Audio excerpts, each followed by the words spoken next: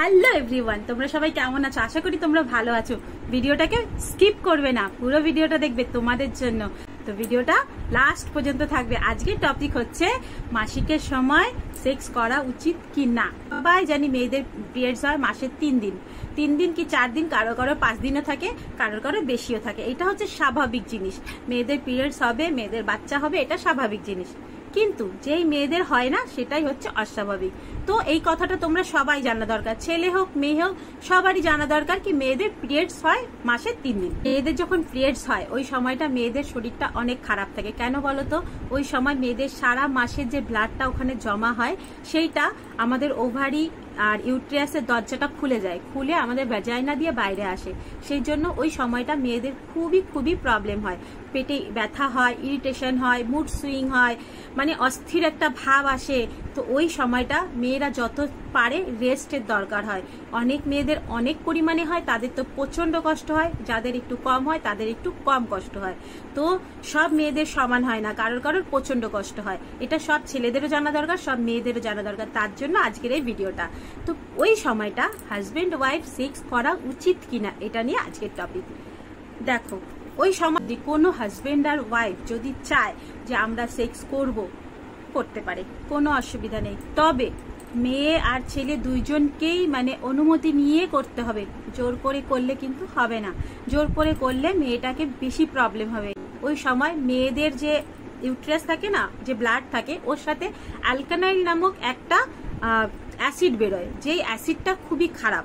বুঝতে পেরেছো? ওই অ্যাসিডের সাথে ছেলেদের যেই শুক্রাণুটা বেরোয় সেটা মিক্স হয়ে মেয়েদের পুরো ওই রাস্তাটা খোলা থাকে না, ভেতরে গিয়ে ওভারিতে গিয়ে ওটা ইনফেকশন করতে পারে।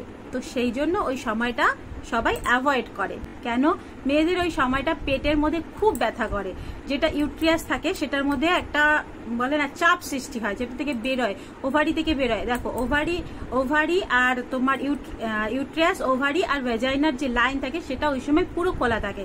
তো সুতরাং ওই সময়টায় যদি সেক্স করে আর যদি কোনো মানে ইনফেকশন হয়ে যায়, ইনফেকশন হওয়ার চান্সেস খুব বেশি থাকে। এই জন্য ওই সময়টাতে মানে বেশিরভাগ অ্যাভয়েড করে। কিন্তু দুইজনের যদি সহমতি থাকে তো কোনো প্রবলেম নেই। তবে ওই সময়ে চেষ্টা করবে, যারা যা করার ইচ্ছা হয় ওই সময় একটু প্রোটেকশন নিয়ে চেষ্টা করবে। এখন দেখো, সবাই জানে যে কন্ডম আছে, ছেলেদেরও আছে, মেয়েদেরও আছে। তো সেই সময় ওই কন্ডম ইউজ করবে। বিনা কন্ডমে কখনো সেক্স করবে না। তোমাদের ইচ্ছা হলে তোমরা করতে পারো, না ইচ্ছা হলে না করাই ভালো। কেন? অনেক মেয়েরাও ভালোবাসে যে ওই সময় করলে ভালো লাগে, আবার অনেক ছেলেরাও ভালোবাসে। সুতরাং দুইজনের যদি অনুমতি থাকে কোনো অসুবিধা নেই, তোমরা করতেই পারো। কিন্তু দুজনের যদি অনুমতি না থাকে জোর করে কখনো করবে না। এক তো মেয়েটার এমনি ব্যথা হচ্ছে, এমনি ইরিটেশন হচ্ছে, এমনি মুড সুইং হচ্ছে, তার মধ্যে যদি জোর করো তখন আরো অসুবিধা হবে। তোমাদের ছেলেদের কোনো অসুবিধা হবে না, বাট মেয়েদের অসুবিধা হবে। এই জন্য জানো তো আজকাল ছেলে-মেয়েরা মানে না বলেই তো ওই যে ক্যান্সারগুলো হচ্ছে, ইউরিন ক্যান্সার হচ্ছে, ইউট্রিয়াসের ক্যান্সার হচ্ছে, ভ্যাজাইনার ক্যান্সার হচ্ছে। কেন বলো? এই কারণের জন্যই হচ্ছে। ছেলেমেয়েরা আজকাল মানে না, কিন্তু এগুলো মানা দরকার। যেমন দেখো, আমাদের আগেকার যুগে এগুলো মানতো। ওই 3 দিন সবাইকে ঘরে রাখা হতো, 5 দিন সবাইকে আলাদা করে রাখা হতো। সুতরাং তখন তাদেরকে কেউ ছুতো না, তাদের সাথে কেউ ছুতো না। এই কারণগুলোর জন্যই হতো, তারা খুব ভালো থাকতো। কিন্তু এখন ঘরে ঘরে ইউট্রিয়াসের ক্যান্সার হচ্ছে, ইউরিনের ইনফেকশন হচ্ছে। কেন? এইসব কারণের জন্য। তো সুতরাং তোমরা সেক্স করবে কি না করবে সেটা তোমাদের ব্যাপার। তবে আমার কথা যদি বলো আমি কি করি সেটা যদি বলো, তাহলে হচ্ছে গিয়ে আমার কোনো ঠিক নেই। আমার খুব প্রবলেম হয়, আমার খুব কষ্ট হয়, তাই ওই সময় আমরা করি না। কেন কি ওই সময়টা, ওই 3 দিনটা একটু মানে রেস্ট চাই মেয়েদেরকে। দেখো না, আগেকার জামানায় ওই 3 দিন ছুতে দিত না মেয়েদেরকে। কেন দিত না? এই কারণে ওই সময় মেয়েদের শরীরটা খুব কষ্ট হয়।